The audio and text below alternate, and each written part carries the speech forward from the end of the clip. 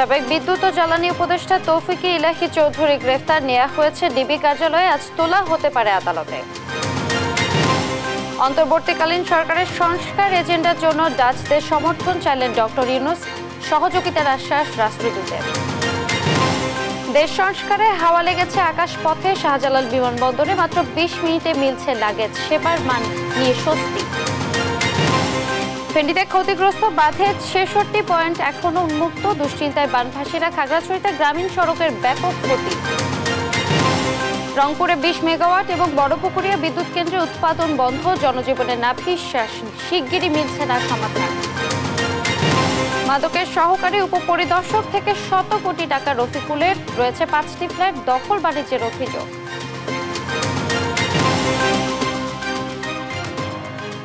দেখছিলেন শিরোনাম সংবাদ সকালের, সঙ্গে আছি আমি ফারজান আলীনা। সাবেক প্রধানমন্ত্রী শেখ হাসিনা জ্বালানি উপদেষ্টা তৌফিক ইলাহি চৌধুরীকে গ্রেফতার করা হয়েছে। গত রাতে রাজধানীর গুলশান থেকে তাকে গ্রেফতার করে পুলিশ। এ তথ্য নিশ্চিত করেছে ঢাকা মহানগর পুলিশ। পরে তাকে নেওয়া হয় রাজধানীর ডিবি কার্যালয়ে। তবে তাকে কোন মামলায় গ্রেফতার দেখানো হয়েছে তা এখনো জানা যায়নি। গত 5 আগস্ট থেকে হাসিনা পালিয়ে যাওয়ার পর থেকে এ পর্যন্ত এ নিয়ে 24 মন্ত্রী, এমপি এবং উপদেষ্টাকে গ্রেফতার করা হলো। সাবেক আমলা তৌফিক ইলাহি চৌধুরী 2009 সালে আওয়ামী লীগ সরকার ক্ষমতায় আসার পর থেকে সাবেক প্রধানমন্ত্রী শেখ হাসিনার বিদ্যুৎ, জ্বালানি এবং খনিজ সম্পদ বিষয়ক উপদেষ্টার দায়িত্ব পালন করে আসছিলেন।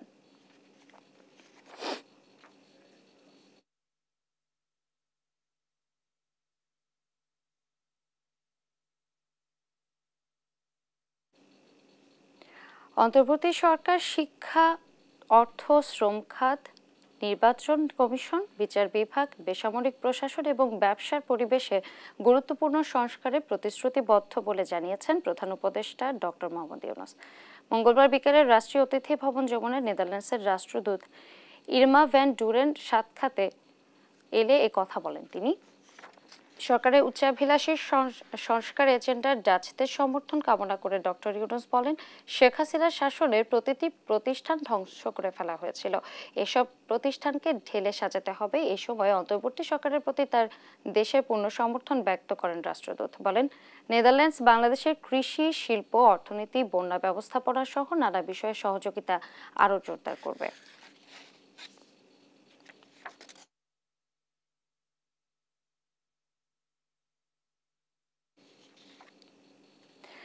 ভারতের অর্থায়নে পরিচালিত কোনো প্রকল্প বন্ধ হয়নি বলে জানিয়েছেন অর্থ ও বাণিজ্য উপদেষ্টা ডক্টর সালাউদ্দিন আহমেদ। সচিবালয়ে ভারতীয় হাইকমিশনার প্রণয় ভার্মার সাথে সৌজন্য সাক্ষাৎ শেষে কথা বলেন তিনি। পরে সরকারি ক্রয় সংক্রান্ত উপদেষ্টা কমিটির সভা শেষে উপদেষ্টা জানান, 14 সেপ্টেম্বর বৈষম্য বিরোধী আন্দোলনে শহীদদের স্মরণ সভার জন্য অর্থ বরাদ্দ দেওয়া হয়েছে। বিদ্যুতের ঘাটতি মেটাতে সরকার সর্বোচ্চ চেষ্টা করছে বলে জানান তিনি। মাহমুদ হাসানের রিপোর্ট। সমসাময়িক বিষয়ে মঙ্গলবার সকালে সচিবালয়ে অর্থ ও বাণিজ্য উপদেষ্টার সঙ্গে সৌজন্য সাক্ষাৎ করেন ভারতীয় হাইকমিশনার প্রণয় ভার্মা। এ সময় উঠে আসে দুদেশের অর্থনৈতিক ও বাণিজ্যিক বিষয়সহ বেশ কয়েকটি প্রকল্পের বিষয়।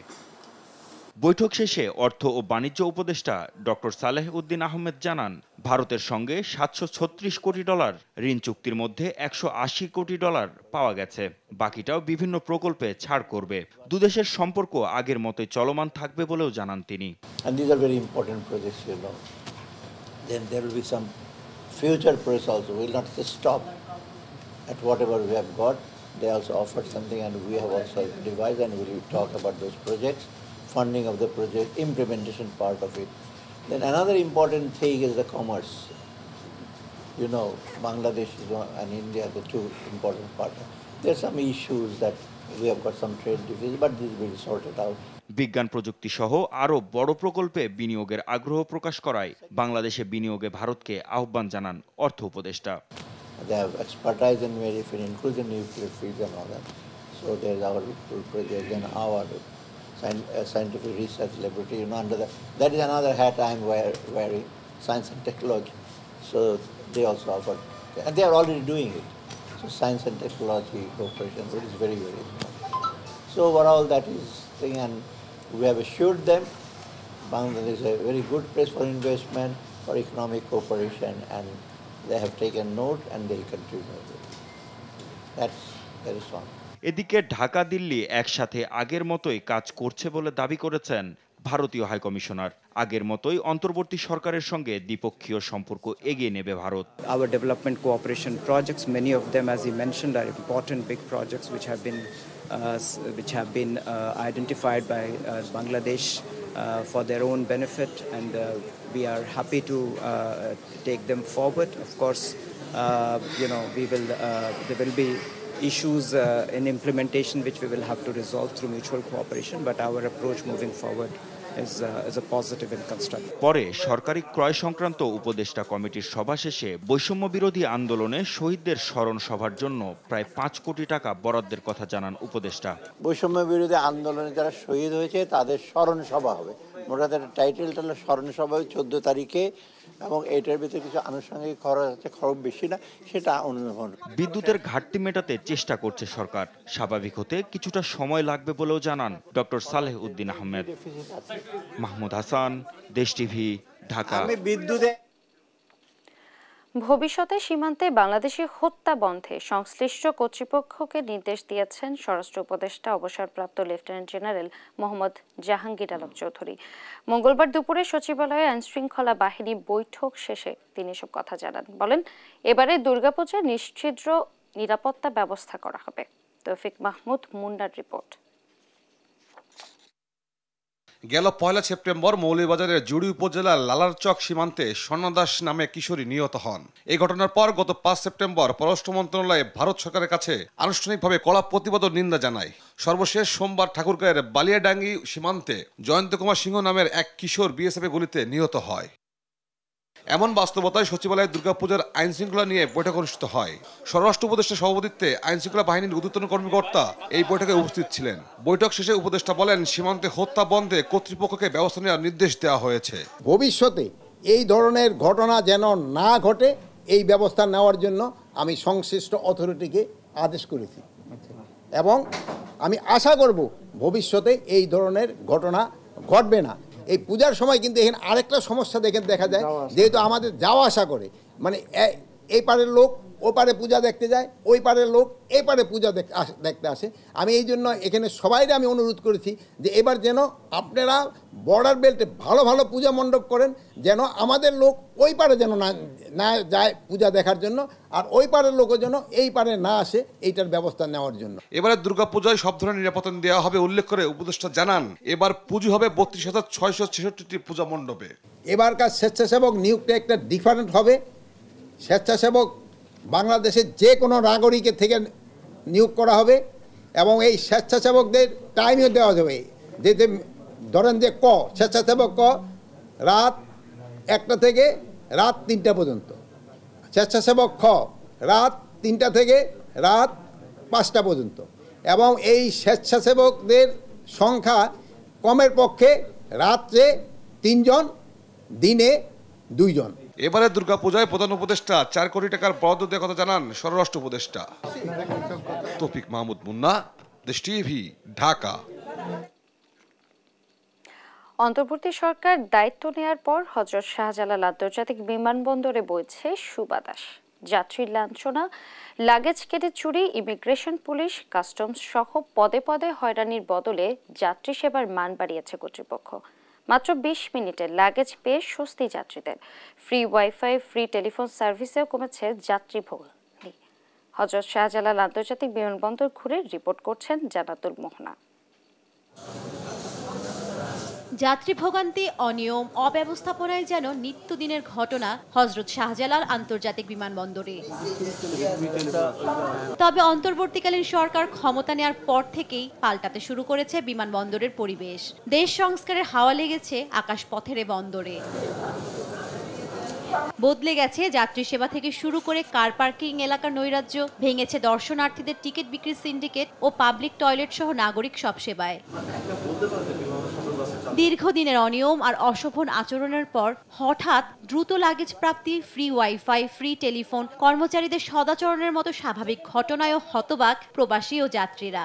যারা প্রশাসনে আছেন খুবই ভালো সার্ভিস দিচ্ছেন। আগের থেকে এখন সুবিধা, আমাদের লাগেজও মিলে গেছে খুব তাড়াতাড়ি, অতি শীঘ্রই আমাদের সবকিছু মিলে গেছে। আগে লাগেজ আসতো, আগে মানুষ ছাড়তো পরে, আর এখন ইনশাল্লাহ আমরা চলে আসছি, লাগেজ সাথে সাথে পেয়ে গেছি। আমাদের আগে লাগেজ আইসা পড়ছে, তো ইনশাল্লাহ আমরা এখন খুব খুশি, এখন খুব ভালো আলহামদুলিল্লাহ। হয়রানি মুক্ত সেবা কার্যক্রমের জন্য বন্দর কর্তৃপক্ষ প্রশংসায় ভাসছেন বিদেশিদেরও। मेरी फ्लाइट थी 3:30 की लैंडिंग हुई थी और अभी तक मैंने सब कुछ कर लिया, मतलब तो फास्ट सर्विस है, तो अच्छी है। मैं तो आता रहता हूँ बांग्लादेश, पर इस बार जो रिस्पॉन्स था यहाँ का और इस बार जो स्टाफ था वो भी काफ़ी अच्छा रिस्पॉन्सिव रहा। বাংলাদেশ বিমান বাহিনীর তত্ত্বাবধানে যাত্রীদের নিরাপদ ও পরিচ্ছন্ন সেবা নিশ্চিত করা হচ্ছে বলে জানান বিমানবন্দরের নির্বাহী পরিচালক। যাত্রীদের সেবাটা উন্নত করা এবং ইমপ্রুভ করাটা একটা কন্টিনিউয়াস প্রসেস। আমরা সবগুলো প্রতিষ্ঠান সিভিল এভিয়েশনের তত্ত্বাবধানে কাজ করে যাচ্ছি। এখানে 24টি সরকারি সংস্থা, 39টি এয়ারলাইন সহ অনেকগুলো স্টেক হোল্ডার আছে। আমরা সবাই মিলে সর্বোচ্চ চেষ্টা করে যাচ্ছি আমাদের সম্মানিত যাত্রীদের ডিপার্চার এবং অ্যারাইভেলটা যেন সুন্দর হয়। লাগেজ ডেলিভারিতেও গতির কথা উল্লেখ করে নির্বাহী পরিচালক জানান, মাত্র 18 মিনিটের মধ্যেই প্রতিটি বিমানের 80 থেকে 85 ভাগ লাগেজ সরবরাহ করা হচ্ছে। আলহামদুলিল্লাহ 80 থেকে 85 ভাগ সময় আমাদের স্টিপুলেটেড যে সেই সময়ের মধ্যে লাগেজগুলো দিতে পারছি। এখন থেকে যাত্রীরা বিমানবন্দরের সেবা সংক্রান্ত যে কোনো অভিযোগ কিংবা মতামত জানাতে পারবেন 13600 নম্বরে। এয়ার অ্যারাবিয়ানের এই ফ্লাইটটি নেমেছে 23 মিনিট আগে যেখানে 2 থেকে 3 ঘন্টা অপেক্ষার পরেও লাগেজ মিলত না, সেখানে 23 মিনিটেই যাত্রীরা পেয়ে যাচ্ছেন লাগেজ। এ ধরনের নানা সংস্কার ঘটছে শাহজালাল আন্তর্জাতিক বিমানবন্দরে এবং যাত্রীরা জানাচ্ছেন এ ধরনের সেবার মান যেন বজায় থাকুক এবং যাত্রী ভোগান্তি দূর হোক। জান্নাতুল মোহনা, দেশ টিভি, ঢাকা। সাম্প্রতিক বন্যায় অবকাঠামোর পাশাপাশি কৃষি, মৎস্য ও প্রাণী সম্পদ খাতের বেশি ক্ষয়ক্ষতি হয়েছে। এখনো সংস্কার করা যায়নি বাঁধের ক্ষতিগ্রস্ত পয়েন্টগুলো। সড়ক সংস্কার না হওয়ায় স্বাভাবিক হয়নি যোগাযোগ ব্যবস্থাও। এতে ভোগান্তি পোহাচ্ছেন ক্ষতিগ্রস্ত এলাকার মানুষ। তবে বিভিন্ন এলাকায় কৃষকদের বীজ এবং চারা দিচ্ছে কৃষি বিভাগ। সহকর্মীদের পাঠানো তথ্যচিত্রে সালমা জাহানের ডেস্ক রিপোর্ট। ফেনীতে স্মরণকালের ভয়াবহ বন্যায় মহুরী, কহুয়া ও সিলোনিয়া নদীতে বাঁধের 91টি পয়েন্টে ভাঙনে অন্তত 11 লাখ মানুষ পানিবন্দী ছিলেন। এতে ঘরবাড়ি, আসবাবপত্র, কৃষি, মৎস্যসহ ব্যবসা প্রতিষ্ঠান ব্যাপক ক্ষতির মুখে পড়ে। জেলায় কাঁচা ঘর ভেঙেছে 8350টি। ভেঙে যাওয়া বাঁধের 91টি পয়েন্টের 25টি সংস্কার করা হয়েছে। বাকি 66টি পয়েন্ট উন্মুক্ত থাকায় দুশ্চিন্তায় দিন পার করছে বানভাসী মানুষ। ভারত থেকে যে নেমে আসা পানিগুলো এই নদীতে ধারণ করার ক্ষমতা নাই, এই নদীর ড্রেজিং নাই, নদীর শাসন নাই, নদীকে খনন করার কোনো ব্যবস্থা নাই। এটা এই অঞ্চলের মানুষ, এই জনপদের মানুষ সবসময় বলে আসছে যে নদীগুলো খনন করেন। সরকার আসে, সরকার যায়, কিন্তু এই জনপদের মানুষের ভাগ্যের কোনো পরিবর্তন হয় না। আমরা 2 দফা করি এই পাথরে রোপণ করেছি, তারপর দফা নিয়ে গেছে, তারপর জালও নিয়ে গেছে। এই যে আমাদের বাড়ি, এই পাশের বাড়ি। এবারের বন্যায় কুমিল্লার অন্তত 60,000 হেক্টর ফসলি জমি বন্যায় প্লাবিত হয়। ভেসে যায় 3000 হেক্টর আমনের বীজতলা। সংকট উত্তরণে সরকারিভাবে চারা ও বীজ দেওয়া হচ্ছে বলে জানিয়েছে কৃষি বিভাগ। রোপা আমন আমাদের প্রায় 25,000 হেক্টর রোপা আমন জমির ধান রোপণ করা হয়েছিল। এই 25,000 হেক্টরের মধ্যে 22,000 হেক্টরের মতোই পুরো ধ্বংস হয়ে গেছে। রোপা আমনের বাইরেও সরকার কৃষকদেরকে আগাম সবজি চাষের জন্য, পারিবারিক সবজি বাগানের জন্য প্রায় 16,700 কৃষককে প্রণোদনা দিবে। সেখানেও বীজ সহায়তার সাথে আর্থিক সহায়তা আছে। এর পরবর্তীতে আগাম রবি ফসলের জন্য 8টা ফসলে, আমরা কুমিল্লা জেলায় 8টা ফসলে 15,000 কৃষককে প্রণোদনা দেওয়া হচ্ছে এবং আমরা তাদের সাথে সারাক্ষণে আছি। আমরা চেষ্টা করছি যে কৃষকরা যেন তাদের মনোবল না হারায়। খাগড়াছড়িতে সড়কের ক্ষয়ক্ষতি চোখে পড়ার মতো। এলজিইডির তথ্য মতে জেলায় 107 কিলোমিটার গ্রামীণ সড়ক, 14টি কালভার্ট ও 3টি বড় সেতুর ক্ষতি হয়েছে। সালমা জাহান, নিউজ ডেস্ক, দেশ টিভি। উৎপাদন বন্ধ রয়েছে রংপুরে 20 মেগাওয়াট এবং দিনাজপুরের বড়পুকুরিয়া বিদ্যুৎ কেন্দ্রে।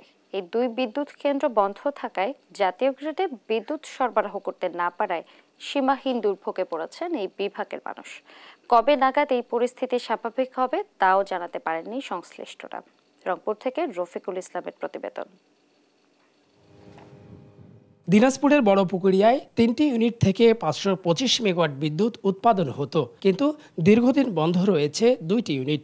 বাকি 1 ইউনিট থেকে প্রতিদিন 200 মেগাওয়াট জাতীয় গ্রিডে যুক্ত হলেও গেল 4 দিন থেকে সেটিও বন্ধ। রহস্যজনকভাবে বন্ধ রয়েছে রংপুর 20 মেগাওয়াট বিদ্যুৎ কেন্দ্র। কর্তৃপক্ষ বলছে রংপুর বিভাগের 8 জেলায় পল্লী বিদ্যুৎ ও নেসকো মিলে চাহিদা 1200 মেগাওয়াট, সেখানে মিলছে 500 থেকে 700 মেগাওয়াটেরও কম। চাহিদার তুলনায় প্রায় অর্ধেক ঘাটতি থাকায় এই সংকট বেড়েই চলছে। বিদ্যুতের এই মুহূর্তে চাহিদা 1100 মেগাওয়াটের মতো, তার মধ্যে আমরা সরবরাহ কম থাকায় লোডশেডিং করতে হচ্ছে। এখানে আমরা বর্তমানে সরবরাহ পাচ্ছি 700 মেগাওয়াট।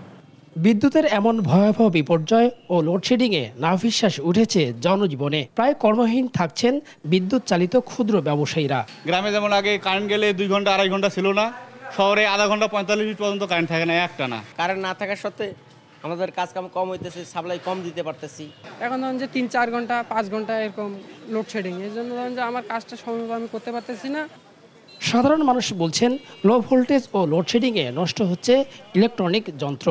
গরমে অসুস্থ হয়ে পড়ছেন শিশু ও বৃদ্ধরা। আমার বাড়িতে যদি 10 মিনিট কেউ থাকতে পারে তাকে আমি 500 টাকা পুরস্কার দেবো। গাড়িটা ঠিক মতন চার্জ না হলে কেমন করে পেট চালাবো কলেন ভাই? একটা ফ্রিজ 6 ঘন্টা, তো এমনিতেই কারেন্ট না থাকলে 6 ঘন্টা কোনো খাবার নষ্ট হওয়ার কোনো সুযোগ নেই। পানি তোলার জন্য সমস্যা হচ্ছে, পানি ঠিক মতো উঠতেছে না, এগুলা তো বিদ্যুৎ না থাকার কারণেই হচ্ছে। আপনার এসি চলতেছে না, ফ্যান চলতেছে না। কী কারণে বিদ্যুৎ উৎপাদন বন্ধ তা জানতে কেন্দ্র ও পাওয়ার গ্রিডে গেলে কথা বলতে রাজি হননি সংশ্লিষ্টরা। রফিকুল ইসলাম, দেশ টিভি, রংপুর। সরকারি চাকরিতে 14তম গ্রেডে থেকে হয়েছেন 100 কোটি টাকার মালিক। মাদকের সহকারী উপপরিদর্শক পদের চাকরি করে কিনেছেন মিরপুরের পীরেরবাগ এলাকায় 5টি ফ্ল্যাট। অভিযোগ আছে স্থানীয় আওয়ামী লীগের নেতাদের নিয়ে সিন্ডিকেট তৈরি করেছেন দখল বাণিজ্যের। প্রশাসনের ভয় দেখিয়ে আর প্রতারণার মাধ্যমে হাতিয়ে নেন জমি ও ফ্ল্যাট। বিস্তারিত নিয়াজ মোর্শেদের প্রতিবেদনে। নরসিংদী জেলার মাদক নিয়ন্ত্রণ অধিদপ্তরের সহকারী উপপরিদর্শক পদে চাকরি করেন রফিকুল ইসলাম। তৃতীয় শ্রেণীর একজন কর্মকর্তা হওয়া সত্ত্বেও শত শত কোটি টাকার মালিক। তার সম্পদের খতিয়ান দেখে চোখ কপালে ওঠার জোগাড়। দেশ টিভির অনুসন্ধানে বেরিয়ে আসে মিরপুর পীরেরবাগ এলাকায় রয়েছে তার 5টি ফ্ল্যাট, যার প্রতিটি তার স্ত্রী শাহনাজের নামে। পীরেরবাগের কামালের দোকান নামক এই সড়কের পদ্মা টাওয়ারে রয়েছে স্ত্রী শাহনাজের নামে একটি ফ্ল্যাট। মোসাম্মদ শাহনাজ আক্তার, টাঙ্গাইল বাড়ি। এই যে ওইদিকে কোনার বাসার থাকে ফ্ল্যাট আছে, কিন্তু বানাইছে না, কিচ্ছু করে না। একটু সামনেই এনপি টাওয়ারেও রয়েছে স্ত্রী শাহনাজের নামে আরেকটি 1050 স্কয়ার ফুটের ফ্ল্যাট। তবে এই ফ্ল্যাটটি কয়েক মাস আগে বিক্রি করে টাকা ক্যাশ করে নেন তিনি।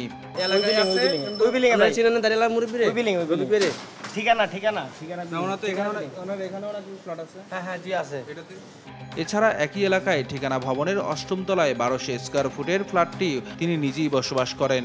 কথা হয় বাড়ির কেয়ারটেকারের সঙ্গে। এখানে নিজের ফ্ল্যাট। কত ফ্ল্যাট এখানে? এখানে আছে একটা। এই অনুসন্ধানের মাঝেই খোঁজ আসে পশ্চিম শেওড়াপাড়ায় সন্ধান মিলেছে তার আরেকটি বাসগৃহের। তবে ভবন নির্মাণাধীন থাকায় যথাযথ কর্তৃপক্ষের সন্ধান পাওয়া যায়নি। অভিযোগ আছে মিরপুর পীরেরবাগের স্থানীয় আওয়ামী লীগের নেতাদের সাথে মিলে আর প্রশাসনকে কাজে লাগিয়ে ভয় দেখিয়ে দখলও করে নিতেন জমি ও ফ্ল্যাট, পরে তা বিক্রি করে দিতেন অন্য কারো কাছে। তার দখল বাণিজ্যের শিকার হয়ে এক ভুক্তভোগী দুদকে তার বিরুদ্ধে অভিযোগ করেন, মামলা করেন আদালতেও। কিছুই বলতে চায় না, ওরা হচ্ছে বলবেও না, নিয়ম করবে না, মানে লুটপাট করে খাবে। অলরেডি বিল্ডিং এ বানানোর সময় 2 কোটি টাকা লুট করে খাইছে অলরেডি। অভিযুক্ত রফিকের বিরুদ্ধে অভিযোগের বিষয়ে তার সাথে মুঠোফোনে যোগাযোগ করা হলে তিনি প্রতিবেদককে সরাসরি দেখা করতে বলেন। আপনি কই আছেন এখন? আমি নরসিংদী। আপনি এক সময় আসেন, পরে কথা বলা যাবে, আমার খুব জানতে। ভাই কখন আসবো বলেন তো? আচ্ছা, আমি যখন ঢাকায় আসি আপনি আর ফোন দেবো। পরে প্রতিবেদক আবার ফোন দিয়ে অভিযোগের বিষয়ে প্রশ্ন তুললে ফোনটি কেটে দেন তিনি। আপনার বিরুদ্ধে আমরা কিছু অভিযোগ পেয়েছি ভাই, আপনি কয়েকটা। প্রশাসনের ঘাপটি মেরে থাকা এসব দুর্নীতিবাজদের বিষয়ে দ্রুত পদক্ষেপ নিতে সংস্কারের আহ্বান টিআইবির। সরকারি কর্মচারী যে পর্যায়ে হোক না কেন এবং যে বিভাগে কর্মরত হোক না কেন, পুলিশ সহ অন্যান্য যে কোনো খাতে, বৈধতার সাথে সামঞ্জস্যপূর্ণ অবস্থায় এই ধরনের বিশাল অর্থ সম্পদের মালিকানা অর্জন করা অস্বাভাবিক এবং এটি অবশ্যই খতিয়ে দেখা দরকার। প্রশাসনের রন্ডে রন্ডে ছড়িয়ে ছিটিয়ে থাকা এমন দুর্নীতিবাজদের আইনের আওতায় আনার দাবি সচেতন নাগরিকদের। নিয়াজ মোর্শেদ, দেশ TV, Dhaka. Mr. Noodles, amazing taste, Mr. Noodles.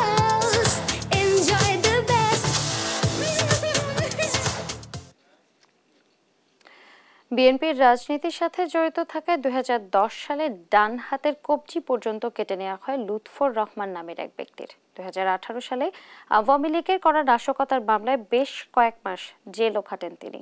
অভিযোগ উঠেছে, স্বৈরাচারী শেখ হাসিনার পতনের পর এক নেতার আক্রোশের শিকার হয়ে নাশকতার মামলায় আবারও আসামি ময়মনসিংহের মুক্তাগাছা উপজেলার গোগা ইউনিয়নের সদস্য লুৎফর। এ নিয়ে দলের ভেতরে বাইরে তোলপাড় সৃষ্টি হয়েছে। ময়মনসিংহ থেকে সহকর্মী ইলিয়াস আহমেদের রিপোর্ট, জানাচ্ছেন টুম্পা আফরোজ। মুক্তাগাছা উপজেলার ঘোগা ইউনিয়নের 9 নম্বর ওয়ার্ডের টানা 3 বারের মেম্বার লুৎফর রহমান বিএনপির রাজনীতি করায় 2010 সালে একই ওয়ার্ড আওয়ামী লীগের সভাপতি আবু বকর সিদ্দিক দুলাল তার একটি হাত কেটে নেন। তখন তার নামে করা হয় নাশকতার মামলাও। অভিযোগ উঠেছে, সম্প্রতি রাজনৈতিক পট পরিবর্তন হলে উপজেলা বিএনপির সিনিয়র যুগ্ম আহ্বায়ক কামরুজ্জামান লেবুর আক্রোশের শিকার হয়ে বিএনপির নেতার করা মামলায় আসামি হন লুৎফর। ঘটনার পর থেকে পলাতক রয়েছেন তিনি। এমন ঘটনায় তার পরিবারেও নেমে এসেছে হতাশা। যখন আওয়ামী লীগের আমল ছিল আমি আধা রইলাম, বিএনপি সাপোর্ট করে দিকে, বিএনপির দল করে দিকে হাত হারাইলাম। আমি 3 বারের মেম্বার। বিগত দিনে আমি 2 টার্ম মেম্বারই করছি আমার ইউনিয়নে কামরুজ্জামান লেবু চেয়ারম্যানের সাথে। বিএনপি আবার বিএনপি তারা মামলা করে, এটা একটা দুঃখজনক। শত্রু আছে, তার অনেক শত্রুরাই করছে। শত্রুরা না করলে তারপর বিএনপির মামলা থাকতে আবার আওয়ামী লীগের মামলা হয় কেমন? শুধু লুৎফর নয়, কামরুজ্জামান লেবুর আক্রোশের শিকার হয়ে মামলায় আসামি হয়েছেন বিএনপি কর্মী বুলবুল এবং মুন্নাফ মিয়া কামাল।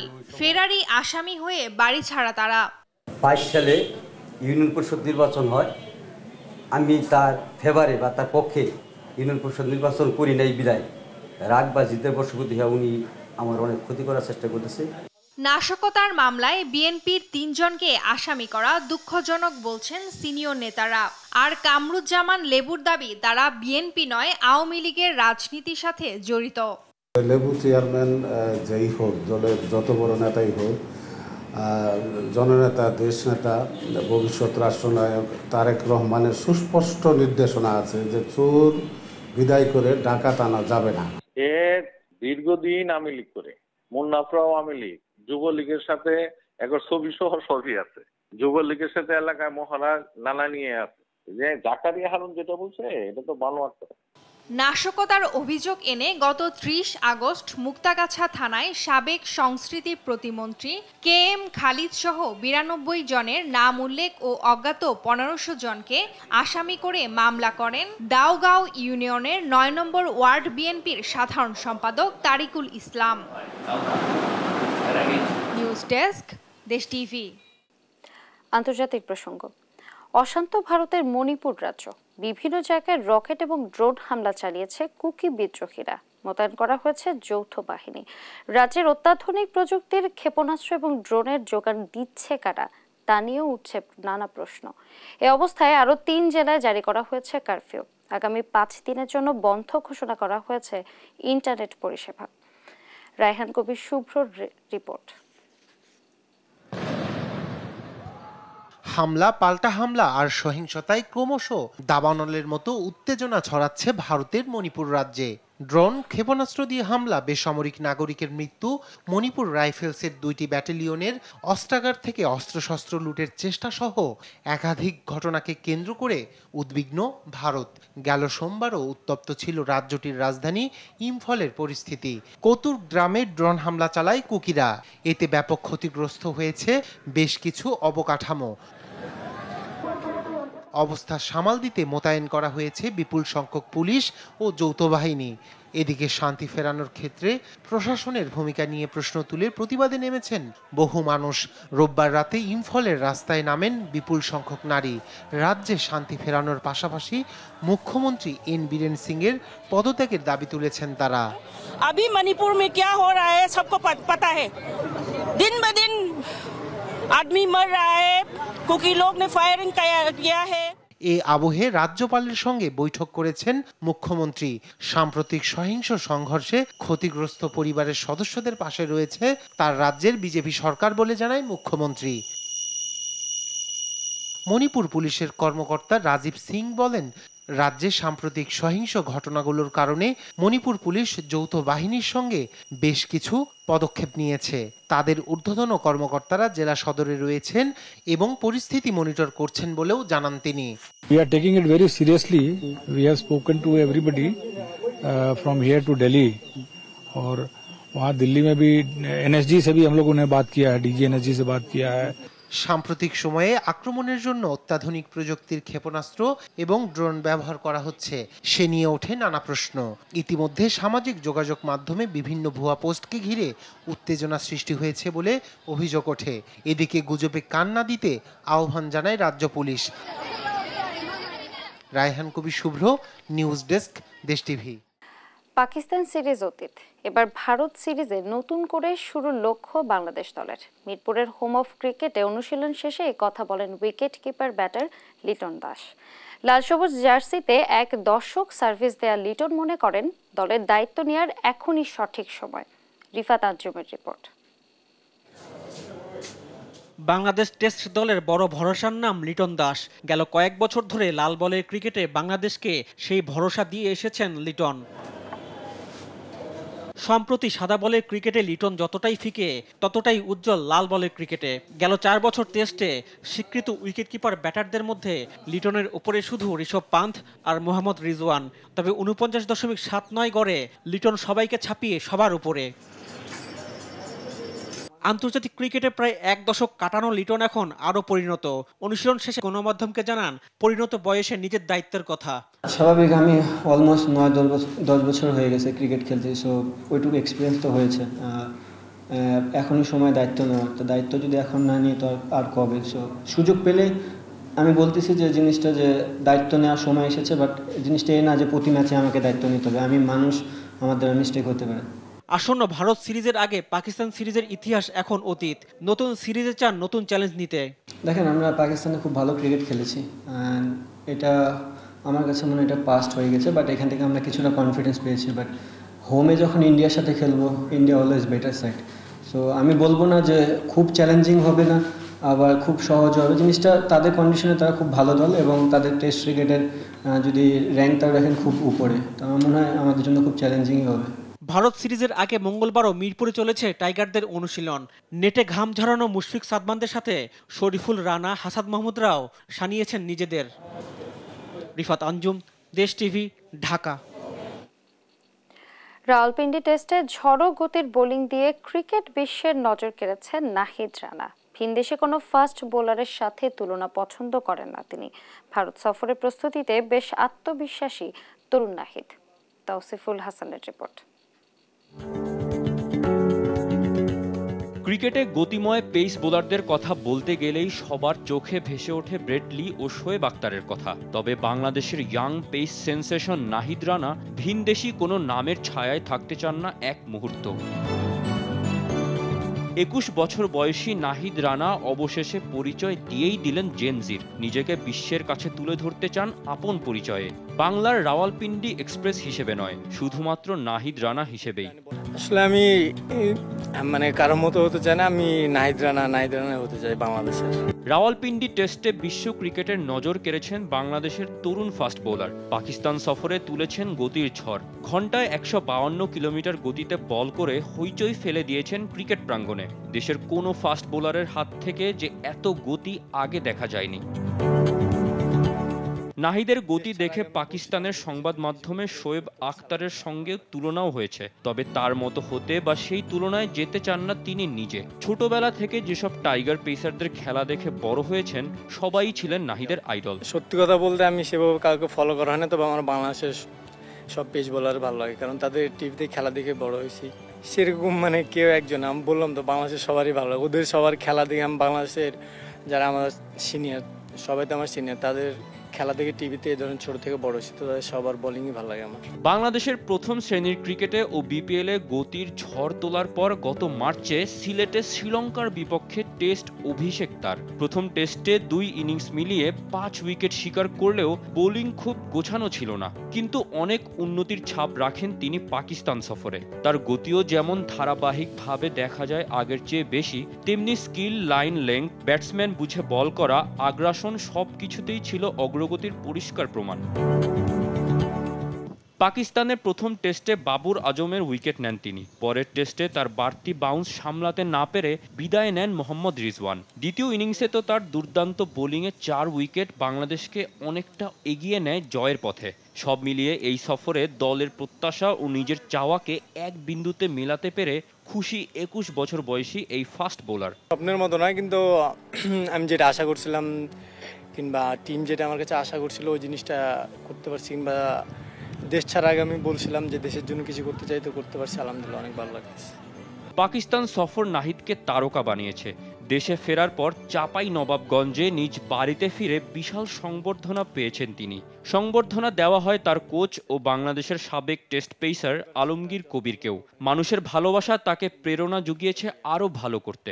আমার ফ্রেন্ড সার্কেল, বাসার সবাই, গ্রামের মানুষ সবাই তারা অনেক খুশি, বলতেছে যে অনেক ভালো হয়েছে, সামনে এগিয়ে যাও। পাকিস্তান জয়ের পর এখন ভারত সফরের প্রস্তুতি চলছে বাংলাদেশ দলের। নাহিদও নিজেকে সানিয়ে নিচ্ছেন আরও। ভারতের এত তারকা খেলোয়াড় নিয়ে মোটেও বিচলিত নন, বরং আত্মবিশ্বাসের স্ফুলিঙ্গ তার কণ্ঠে। অবশ্যই প্রিপারেশন আছে, আজকে প্র্যাকটিস করলাম, আলহামদুলিল্লাহ প্রিপারেশন ভালো হয়েছে। তো প্রিপারেশনটা যত ভালো হবে ওখানে যে ম্যাচের মধ্যে তত ইয়ে করা ভালো হবে।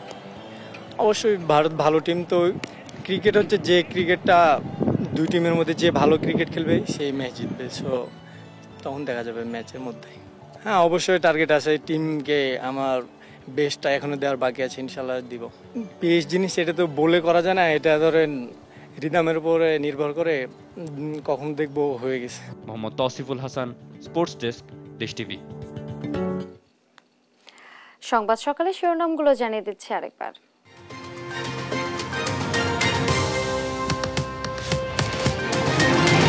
সাবেক বিদ্যুৎ ও জ্বালানি উপদেষ্টা তৌফিকে ইলাহি চৌধুরী গ্রেফতার, নেওয়া হয়েছে ডিবি কার্যালয়ে, আজ তোলা হতে পারে আদালতে। অন্তর্বর্তীকালীন সরকারের সংস্কার এজেন্ডার জন্য ডাচদের সমর্থন চাইলেন ডক্টর ইউনূস, সহযোগিতার আশ্বাস রাষ্ট্রদূতের। দেশ সংস্কারের হাওয়া লেগেছে আকাশ পথে, শাহজালাল বিমানবন্দরে মাত্র 20 মিনিটে মিলছে লাগেজ, সেবার মান নিয়ে স্বস্তি। ফেনীতে ক্ষতিগ্রস্ত বাঁধের 66 পয়েন্ট এখনো উন্মুক্ত, দুশ্চিন্তায় বানভাসীরা। খাগড়াছড়িতে গ্রামীণ সড়কের ব্যাপক ক্ষতি। রংপুরে 20 মেগাওয়াট এবং বড়পুকুরিয়া বিদ্যুৎ কেন্দ্রে উৎপাদন বন্ধ, জনজীবনের নাভিশ্বাস, শিগগিরই মিলছে না সমাধান। মাদকের সহকারী উপপরিদর্শক থেকে শত কোটি টাকা রফিকুলের, রয়েছে 5টি ফ্ল্যাট, দখল বাণিজ্যের অভিযোগ। এ ছিল এখনকার সংবাদ সকালে। পরে বুলেটিন দেখার আমন্ত্রণ রইল। এছাড়া দেশ টিভির সর্বশেষ সব খবর পেতে ভিজিট করুন www.desh.tv। ফেসবুকে আমাদের সঙ্গে যুক্ত থাকুন দেশ টিভি অথবা দেশ টেলিভিশন পেজে। সর্বশেষ সব ভিডিও পেতে ইউটিউবে আমাদের হ্যান্ডেল @দেশ টেলিভিশন অথবা @দেশ টিভি নিউজ লিখে সার্চ করুন। ধন্যবাদ।